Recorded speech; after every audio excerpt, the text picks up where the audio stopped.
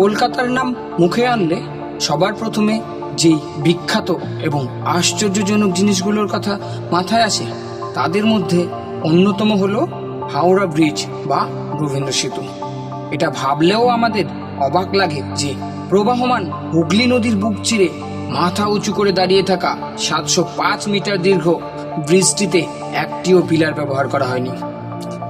তখনকার দিনের বিশ্বের তৃতীয় বৃহত্তম এই ক্যান্টিলিভার ব্রিজ তৈরির পেছনের অজানা সব রহস্য নিয়ে তৈরি আজকের এই বিশেষ এপিসোডে স্টাডিটিউড পরিবারের তরফ থেকে আমরা জেনে নেব বর্তমান হাওড়া ব্রিজ বা রবীন্দ্র সেতুর ইতিহাস এবং নির্মাণ কাহিনীকে। 77 বছর ধরে বিভিন্ন প্রাকৃতিক দুর্যোগ সামলে প্রতিদিন প্রায় 4.5 লক্ষ পথচারী এবং প্রায় 3 লক্ষ যানবাহনের ভার সহ্য করে আসা এই আশ্চর্যজনক সেতুটি দ্য গেটওয়ে অফ কলকাতা নামে গর্বের সাথে দাঁড়িয়ে আছে। হুগলি নদীর উপর কেন এই ব্রিজটি তৈরির প্রয়োজন হয়ে পড়ে তা জানতে গেলে আমাদের চলে যেতে হবে কলকাতায় ব্রিটিশ শাসনের সময়কালে।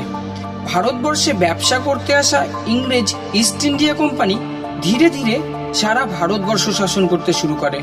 তখনকার ব্রিটিশ রাজধানী ছিল কলকাতা। সালটা 1855 থেকে 56। হুগলি নদীর দুপাশে গড়ে উঠেছিল অনেকগুলো বড় বড় কলকারখানা।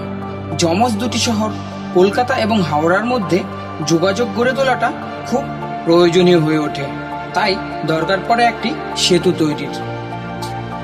1862 সালে ব্রিটিশ সরকার হুগলি নদীর উপর একটি ব্রিজ নির্মাণের সম্ভাব্যতা যাচাইয়ের জন্য ইংরেজ চিফ ইঞ্জিনিয়ার জর্জ টার্নবুলকে দায়িত্ব দেন।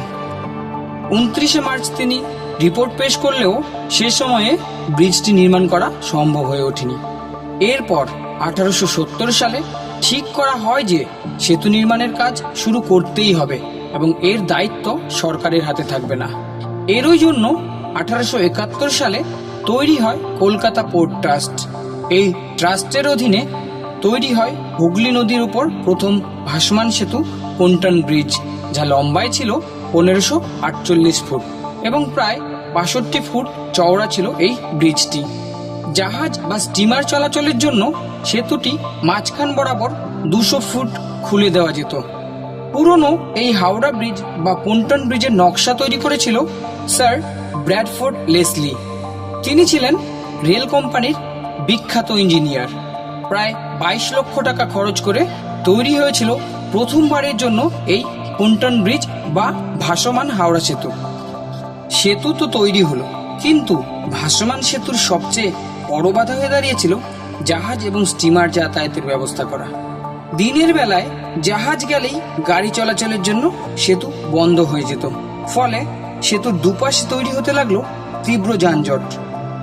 1906 সালের পরে রাত্রেবেলাও সেতু খুলে দেওয়ার ব্যবস্থা করা হয়েছিল, কিন্তু যানজটের সমস্যার সমাধান হচ্ছিল না। তাই নতুন পরিকল্পনায় সেতু নির্মাণের প্রয়োজনীয়তা তীব্রভাবে অনুভব করতে থাকে, যেখানে দুটো সমস্যারই সমাধান হতে পারে। এক, জলপথে পরিবহন ব্যবস্থা বাধাপ্রাপ্ত না হয় এবং স্থলপথেও কোনো সমস্যা না হয়। এই সমস্যা সমাধান করার জন্য 1906 সালে বন্দর কর্তৃপক্ষ চিফ ইঞ্জিনিয়ার আর.এস. হায়েট এবং কলকাতা কর্পোরেশনের চিফ ইঞ্জিনিয়ার ডব্লিউ.ভি. মেকাবের নেতৃত্বে একটি কমিটি নিয়োগ করে। কমিটির সুপারিশ অনুযায়ী ভাসমান পন্টন ব্রিজের পরিবর্তে একটি ক্যান্টিলিভার ব্রিজ নির্মাণের সিদ্ধান্ত গ্রহণ করা হয়। ক্যান্টিলিভার বা বহির্বাহু সেতু নামটা শুনতে যতটা কঠিন মনে হচ্ছে, বাস্তবে তা ছিল আরো বহুগুণ কঠিন। ইঞ্জিনিয়ারিং এর পরিভাষায় বলতে গেলে ক্যান্টিলিভার বিম হলো এমন একটি বিম যে বিমের এক প্রান্ত দৃঢ়ভাবে আবদ্ধ থাকে এবং অন্য প্রান্ত মুক্ত অবস্থায় থেকে ভার বহন করে, অর্থাৎ মাঝখানে কোনো পিলার ছাড়াই ব্রিজটি তৈরি করতে হবে যাতে জাহাজ চলাচলের কোনো বিঘ্ন না ঘটে। তখনও পর্যন্ত পৃথিবীতে মাত্র 3টি ক্যান্টিলিভার ব্রিজ তৈরি হয়েছিল। তার উপর 1917 সালে ক্যান্টিলিভার প্রযুক্তিতে তৈরি কানাডার পন্ট ডে কিউবেক সেতুটি ভেঙে পড়ে। তাই চিফ ইঞ্জিনিয়ার লেসলি সাহেব ক্যান্টিলিভার সেতুর পরিবর্তে নতুন একটি ভাসমান সেতুর পক্ষে মত দিয়েছিলেন। এর পরিপ্রেক্ষিতে 1912 সালে সারা বিশ্ব থেকে প্রায় 9টি সংস্থা 18খানা নকশা জমা করে, যার প্রত্যেকটিই ছিল বাস্কুল মডেলে, অর্থাৎ মাঝ বরাবর সেতু খুলে দেওয়ার ব্যবস্থা করা ছিল সেই নকশায়। এরই মধ্যে প্রথম বিশ্বযুদ্ধ শুরু হয়ে যায়। সারা বিশ্বসহ ব্রিটিশদের অর্থনীতিও প্রবলভাবে ধাক্কা খায়। ফলে ব্রিটিশরা ভারতবর্ষে নতুন কোনো প্রকল্প হাতে নিতে চায়নি। হাওড়া ব্রিজের পরিকল্পনা আরও একবার থমকে গেল। বিশ্বযুদ্ধের প্রভাব কমতেই নতুন করে সেতু তৈরির কথা উঠতে থাকলো। 1921 সালে ব্রিটিশ প্রশাসন আর.এন. মুখার্জিকে নিয়ে একটি কমিটি গড়ে দেন। রাজেন্দ্রনাথ মুখার্জি ছিলেন তৎকালীন বিখ্যাত মার্টিন অ্যান্ড কোম্পানির অন্যতম মালিক। তখনকার সময়ে মার্টিন অ্যান্ড কোম্পানি ছিল কলকাতার সমস্ত বড় বড় স্থাপত্য নির্মাণের প্রধান কারিগর। এই কমিটি তৎকালীন বিশিষ্ট ইঞ্জিনিয়ার বেসিল মন্টের পরামর্শ গ্রহণ করেন। স্যার বেসিলই সর্বপ্রথম সিঙ্গেল স্প্যান আর্চড ব্রিজের প্রস্তাব করেন। 1922 সালে মুখার্জি কমিটি চূড়ান্ত রিপোর্ট প্রকাশ করেন, যার মধ্যে হুগলি নদীর উপর একটি ক্যান্টিলিভার সেতু নির্মাণের সুপারিশ করা হয়। ঠিক করা হয় এমন প্রযুক্তিতে সেতু তৈরি করা হবে যাতে সেতুর নিচ দিয়ে অনায়াসে জাহাজ এবং স্টিমার যাতায়াত করতে পারে।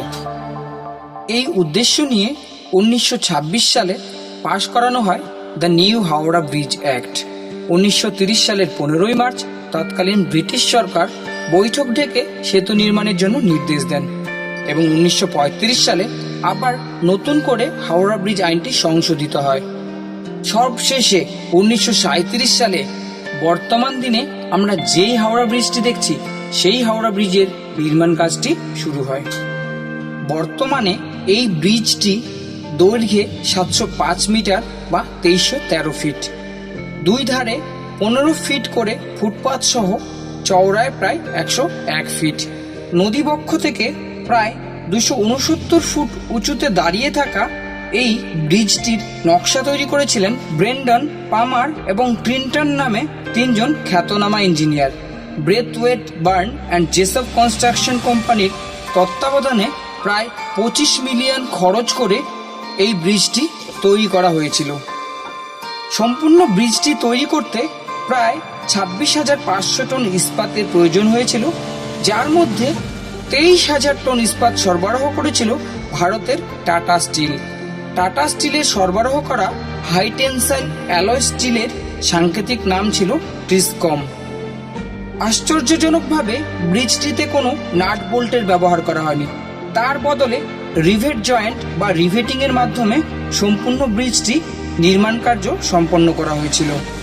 দীর্ঘ 5 বছরের অক্লান্ত পরিশ্রমের ফলস্বরূপ 1942 সালের আগস্ট মাসে বেমিসাল ইঞ্জিনিয়ারিং এর এক নতুন দিগন্ত খুলে দিয়ে কলকাতার বুকে তৈরি হয় বিশ্বের তৃতীয় দীর্ঘতম ক্যান্টিলিভার সেতু।